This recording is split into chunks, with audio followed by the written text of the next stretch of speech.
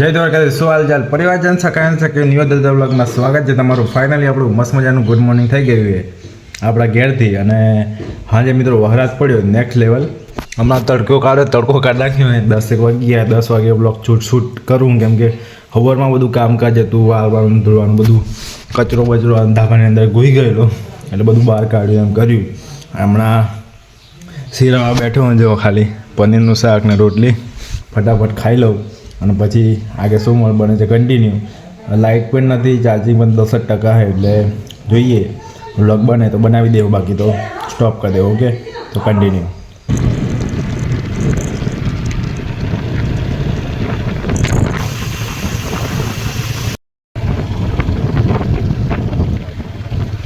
તો ભાઈ ખાઈ પી મસ્ત આવે ને કલ્લી થઈ ગામમાં આટો મારવા નીકળ્યા, કેમ કે ઘરે તો બે બોરી થઈ જવાય, એટલે આમ લખડા મળે નીકળી ગયા થોડુંક.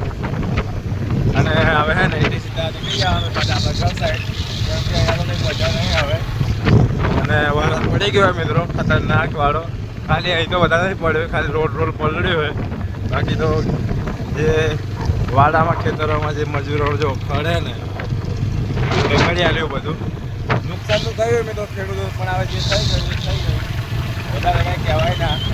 જેમ કે હવે કુદરતનો નિયમ છે, પડે અને જ્યારે પડવે ત્યારે. પણ આમ જોવા જાય તો મિત્રો સરકાર પણ ભાવ નહીં વધારતી. અને 4-5 વર્ષ આપણે મહેનત કરીને અનાજ ઉગાડીએ એ પણ બગાડી આવે તો કેટલું નુકસાન થાય. બાકી વરસાદ પડ્યા પછી વાતાવરણ જોવો મિત્રો, આ જો આ આપણો પતેડો હોય અને વ્યૂ જોવો મિત્રો, વ્યૂ ચેક કરો ગાઈસ. વાઇપ આવે ખતરનાક વાળી. અને અહીંથી સીધા નીકળી જવાનું આપણા ઘર સાઈડ કન્ટિન્યુ આગળ શું મળે છે. ઓકે, ચાર્જિંગ પણ નથી મિત્રો, તો પણ બ્લોગ શૂટ કરું, કેમ કે હવે રોજ કન્ટેન્ટ આપવું કંઈ ને કંઈ બનાવવું હોય તો કમ્પેક કરવું તો કરવું પડે હે ને મિત્રો. થોડીક જ વારમાં ઘરે આવી ગયા છે અને આપણા મજૂરો પણ આવી ગયા બહાર પતરા પહેરવા માટે. જો ખાલી તમે કઈ ગયેલા તો એવું કંઈક માહોલ હે, મસ્તના પતરા બે હે બહાર. અને આજે છે મિત્રો રામાધણીની ચૈત્ર નવરાત્રિની બીજ. તો ચૈત્ર સુદ બીજ છે, તો રામદેવજીના મંદિરે મહેશજીના જઈને એમ તો ઘરે પણ બાબારી હે જ, એટલે દર્શન કરી લો. પણ આપણું મંદિર નજીક છે, તો મંદિરે જઈને દર્શન કરીએ. તો ભાઈ જો આપણે નીકળી ગયા મંદિર સાઈડ જવા માટે. હા મેરું મંદિર, તો ફટાફટ જઈને દર્શન કરીએ. ઉપર તાપ આવે એટલે આમ કેમેરો રાખી રહે. આગળ શું માહોલ બને છે કન્ટિન્યુ. માહોલ તો જ બન્યો રહે મિત્રો.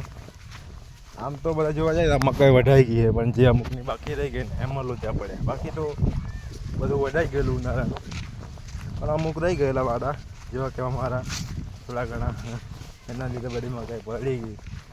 કંઈ નહીં, હવે જે થઈ ગયું. બાબાજીના મસ્તના દર્શન કરી આજે બીજના, તો કન્ટિન્યુ. ઓકે,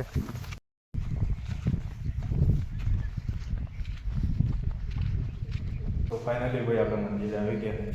આપણે હરસિદ્ધિમાંના મસ્તના દર્શન કરી લઈ ખાલી. આય હાય, અને આપણા રામાપીર ઉડે તો જાય મિત્રો. હજી એક રીલ બનાવવાની છે, પણ હવે ચાર્જિંગ નહીં. ચાર્જિંગ તો આવી ગયું ફાઇનલી, લાઇટ આવી ગયું છે ને. મંદિરે આવ્યો લાઇટ આવી ગયું મિત્રો. હવે ઘરે જઈને ડટ્ટો લઈ આવો એ ચાર્જિંગ કરીને મસ્તની રીલ બનાવી લેવું. ઓકે, તો દર્શન કરી લો ફટાફટ સિનેમેટિક શોટમાં.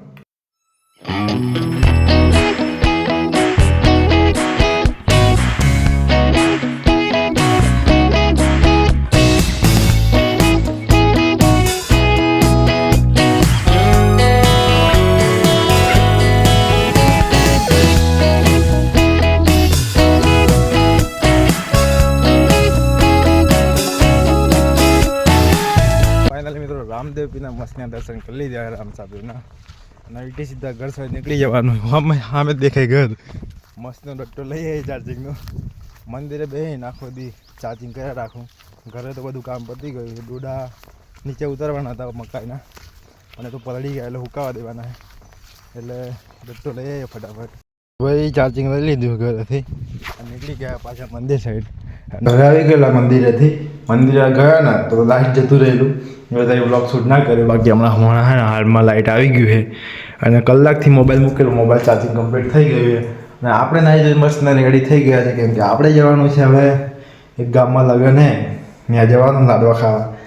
તો આપણે લગ્નના માહોલ તો કદાચ બતાવવું નહીં બતાવવું લાડવા ખાઈને આવતું રહેવાનું મેં તો કન્ટિન્યુ આગળ શું મળ પડે છે બ્લોગમાં મને રહેજો ઓકે વાગી ગયો છે કે વાગી ગયા મિત્રો ચાંદલો હોય મિત્રો ચાંદલા આવી ગયા ચાંદલિયા તો આપણે થઈ જઈને ખાલી ખાવાનું છે તો આગળ શું મળ પડે છે કન્ટિન્યુ